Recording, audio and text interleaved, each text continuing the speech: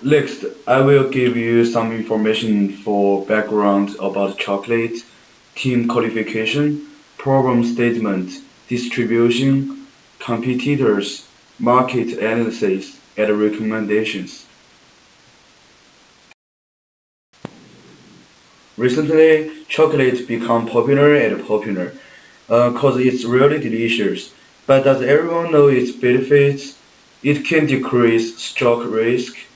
It also can reduce the likelihood of a heart attack. And it helps with math or prevent cancers. So we really need it. For team qualification, uh, we always devoted in product distribution research about chocolate. We also can make a specific plan for target customers. And we always develop a good relationship with competitors. It can help us learn more about their informations, about the products and activities. We are good at analyzing the factors of causing competitive market. So trust us, you will be succeed. Does everyone have some problems? Mr. Bates is considering expanding the chocolate industry. Is there adequate demand for chocolate or any key trends? He is concerned about high distribution costs. Is the chocolate business a profitable industry? Do small companies succeed? So we will solve it for you. Okay, as Mr. Bates mentioned, this improving distribution is a huge preoccupation for him. That's why we have here dissected the supply chain. There are four main drivers in the chocolate confectionery industry: competition, market, cost, and government. Uh, Competition and market, we will expand on that later. Cost refers to economy of scales, difference in country skills and cost, product development, and input costs. Government refers to trade policies or regulations certain government may have. Additionally, candy manufacturing is a close substitute to chocolate confectionery.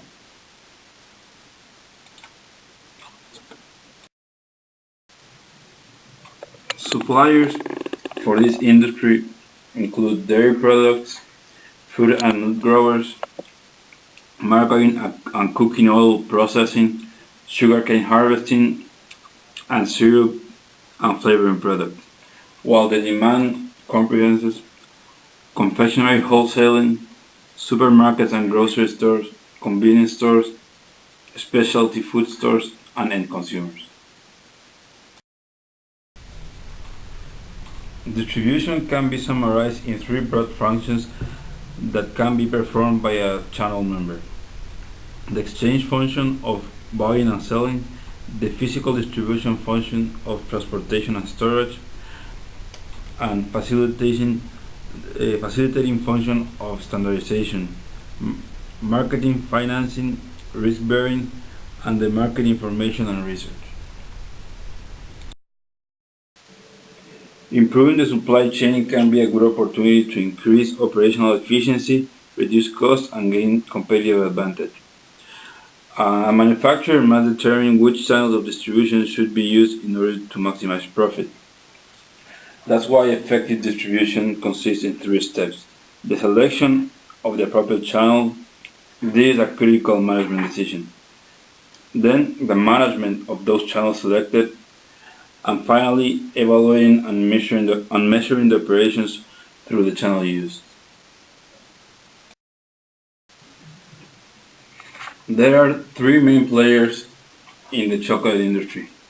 Hershey's, which main brands are Hershey's, Reese's, Kit Kat, Mildred's, and Mr. Goodbar.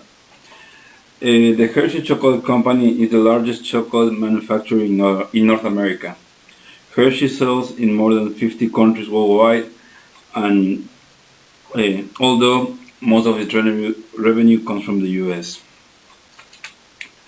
Um, then come Mars with a 24.6% market share.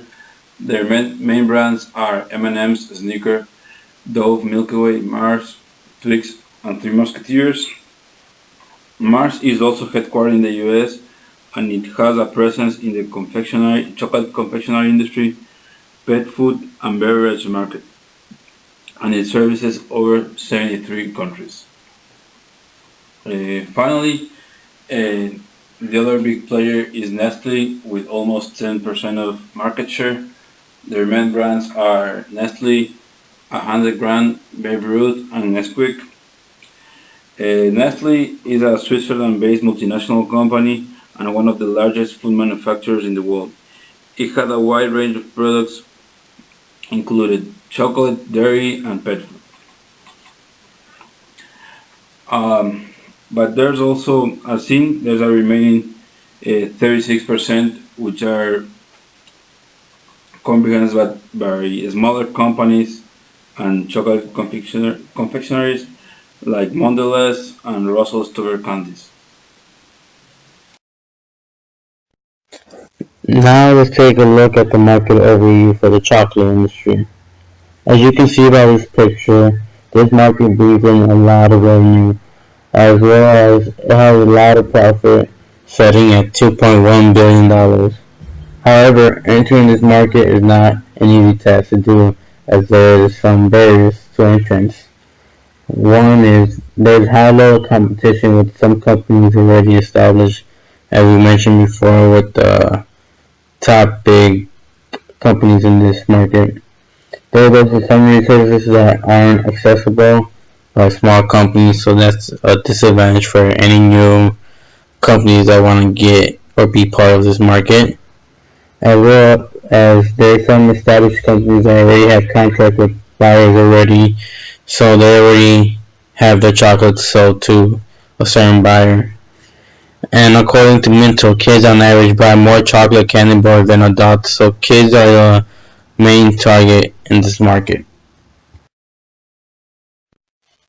The market size for the chocolate industry is one that is expected to keep on growing and growing for the next several years. As you can see, the maximum forecast for the market size is to be 26,868,000,000. The actual expected forecast is set to be at 23,091,000,000, and the minimum forecast is set to be $19,315,000,000. As you can see that it is also projected to decline, but as you can see, the reward for being in the industry is way more or exceeds the risk of being in this industry. The market demand for the chocolate industry is a demand that is unsteady, but however, it shows no signs of it to dramatically decrease in the upcoming and future years. And even though with the recessions that we've been having or we are having, chocolate is still one of the products that people still go and buy, and that if you want people to buy them, advertising is a good way to do so that consumers go out and buy more chocolate, as it helps with revenues and profits.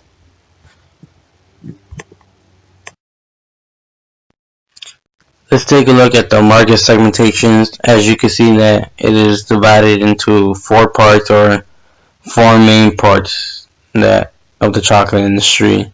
The number one product that is being bought and sold is chocolate bars, which is 45.2% of all the revenues that chocolate industry brings in.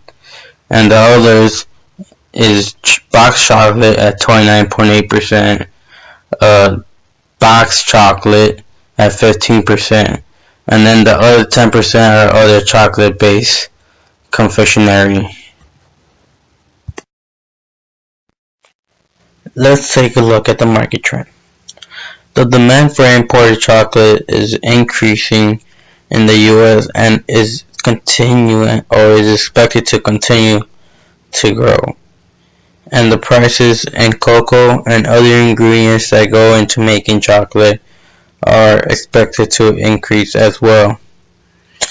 But however, the revenue has also been on the rise for the last 5 years, so which is a good sign for people that want to be into this industry. Moving forward, we come up with some recommendations which help Mr. B to make the right choice. Based on the analysis of supply chain, distribution, and market, we came to a conclusion that he should enter the market. In the last couple of years, there are clear signs of increasing revenue and the numbers are consistent throughout the years. The market showed a rising trend from 2008 to 2014. It is projected to continue to grow in the future. What's more, the strong demand of the market will help the industry to keep growing, so it is definitely right to enter the market.